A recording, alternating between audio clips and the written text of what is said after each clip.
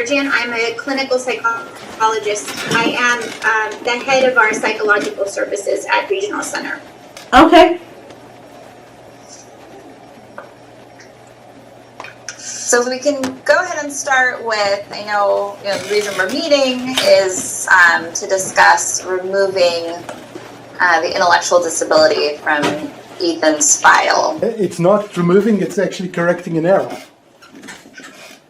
Because the issue is there was no basis originally to put it in the file. There's no documentation, there's nothing to support that diagnosis. And so it's unethical to put a diagnosis without some justification. And the justification Sarah told us was a developmental scale which is not used clinically to determine ID. You have an error in your files that needs to be fixed. Okay, I understand what you're saying. So you feel this is an error. I can explain, I mean, I can go into why the decision was made to... But it's unethical to make a diagnosis without an evaluation. Right. So, that's against APA guidelines. Just so you understand, we are not providing a diagnosis when we are making someone eligible. What we have are 5 different eligibility criteria at the Regional Center. And the criteria under which Ethan became eligible are autism and intellectual disability.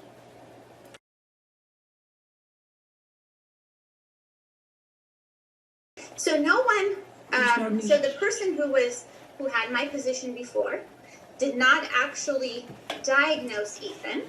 The decision he made was that Ethan qualifies for regional center services under these categories, which are autism and intellectual disability. So just so you know, we are not actually diagnosing him when we are doing that. We are determining eligibility under a specific category. Okay, but one second. So autism is enough for eligibility, right? Yes. Okay, so the ID is not a requirement for eligibility. But the documentation we received says diagnosis ID, which means you are giving him a diagnosis. So it appears that way because that's what but this is a legal document. It's a legal document. If it says the diagnosis is, then that's what the diagnosis is. And what we're arguing is there is no criteria to give that diagnosis. So it needs to be removed. Okay. So just so you understand, we do this with other individuals as well. We have cases where children come in and they don't have that diagnosis. But looking at the records and the information we have in front of us, we determine that they meet criteria for intellectual disability and we make them eligible. Now, in most cases, families do not, are fine with that because they agree with it. In this case, you don't agree with it, and I understand that. So the next step, what I'm trying to say to you is that it would be a disservice for us to take away from Ethan. It would be a disservice for us to take the intellectual disability label away from Ethan when, in reading through his records, it appears to me that it was a correct decision to do that. Records review is not a legal requirement to give the diagnosis, right? Records review is sufficient for us to determine eligibility under certain criteria. As a psychologist, you cannot give that diagnosis by looking at records. I'm not giving a diagnosis. You just did. You just said that's his diagnosis. You're just contradicting yourself. You said, looking at the records, he needs the diagnosis of ID. That's what you just said. I said, looking at the records, it is appropriate for us to have him under the... There's nothing to do with appropriate. Disability. Why is it appropriate? Autism is enough for him to receive his services. Right, but do you understand that it is a disservice to someone if their cognitive abilities are in the ID range, it is a disservice for us to take that away from them, because if this person, if you are thinking about conserving him, if you are thinking about ramifications of what could happen to him if he interacts with nothing the to legal do with system, this. I think you need to understand that we need to have an estimate of his cognitive skills. If we don't have but do not interrupt me, then you may talk now. Thank you very much. I appreciate you.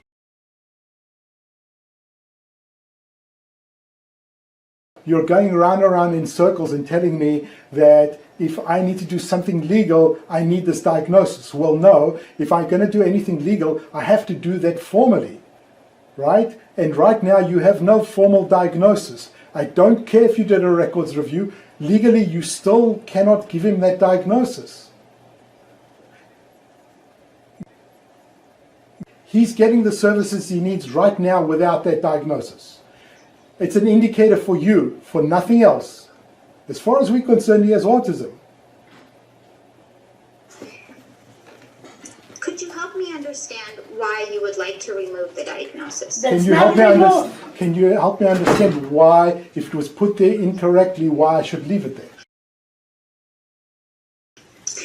Well, as I said, I don't think it was incorrect. Well, it is incorrect. There's no basis for it, so that means incorrect. When he was 4 years, 4 months old, that's at 52 weeks of age. He was functioning at the 25-month level cognitively. That was a developmental test that you're quoting. Yes. The Bailey scales is developmental. You can't use that to give a diagnosis of ID. Yes, you can. No, you cannot. No, you cannot. That's unethical.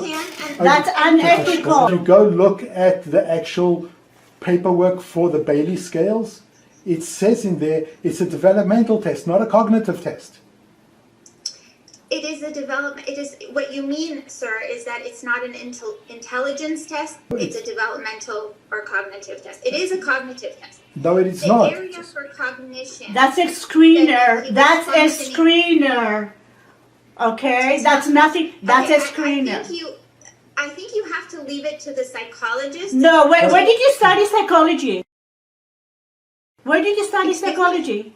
Where did you study? I'm a licensed psychologist. You have a neuropsychologist with you. You'll have to hear from her. No, first I need to know where did you study? Please hear from the neuropsychologist. And I'm the parents. Don't forget that. What a rude person. Okay, I think what Mr. Sketty was trying to communicate is that we're not allowed to make diagnoses based off things like developmental screeners or records review. That actually goes against quite a few different ethics codes, so that would be a violation for somebody to give a screener and then render a diagnosis. Also, as a neuropsychologist, we don't use screeners or inventories to measure cognition because they're prone to bias. And even if you go to the Pearson website, it specifically says it's not a diagnostic tool. You know, you have to be very comprehensive. I'm sure you conduct a lot of assessments. So that would be, as you know, comprehensive assessment is the interview, it is more than records review, it's actual data collection, it's using psychometrics, it's all of those things. And I don't think that any of those things were given to the Shkeddies, and so that's why it doesn't make sense for there to be a diagnosis that was not derived from anything scientific or anything that would be congruent with what the AP Ethics Code tells us to do. Dr. Sandoval, I appreciate you saying those things. I do want you to know that I have done many evaluations, actually in the thousands, and I actually I oversee the work of our psychologists. I also have lots of experience working with Rady's. I have seen many of Rady Children's Hospital, their evaluations. I see UCSD's evaluations. And you will find that what you said is correct. You cannot use one test to evaluate someone and diagnose them. However, you can look at a lot of data points, a lot of information in order to come to that conclusion. And I see that at Regional Center and I see it at Rady's, where the Bailey is actually, it is used to diagnose intellectual disability Well, for then some it would be used Yes. inappropriately then, and it would go against even what the Pearson website says. Anybody that's doing that then probably needs to go back and review their training on these scales because these are screeners. Dr. Sandoval, do you do developmental evaluation? I do. I'm understand actually, you're yes, I'm a clinical psychologist. neuropsychologist. I specialize in pediatrics. Can I ask you a question? Sure. How would you diagnose intellectual disability or global developmental delay in a child who is under the age of 2.5? What measures would you use? Well, you would use more than just the screener. The people who are inputting the ID here are doing it based off of whatever the results were of the Bailey, is my understanding, which doesn't make sense because it's not a diagnostic tool.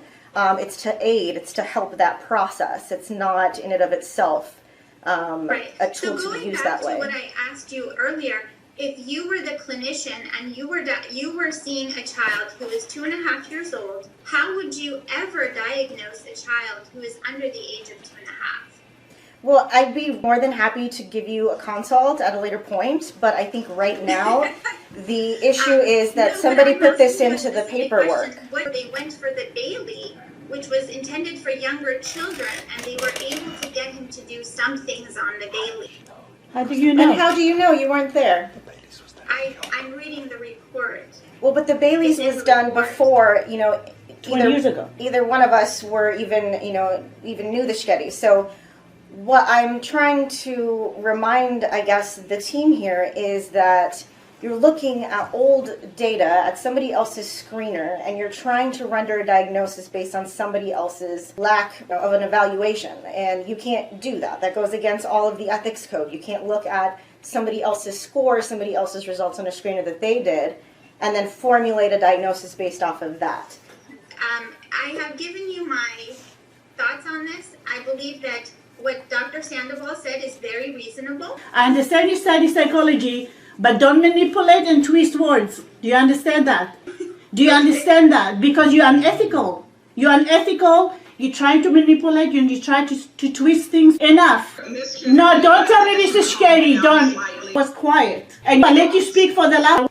Okay? And you're talking about my child. Okay? You're talking about my child, and I'm gonna be on top of it.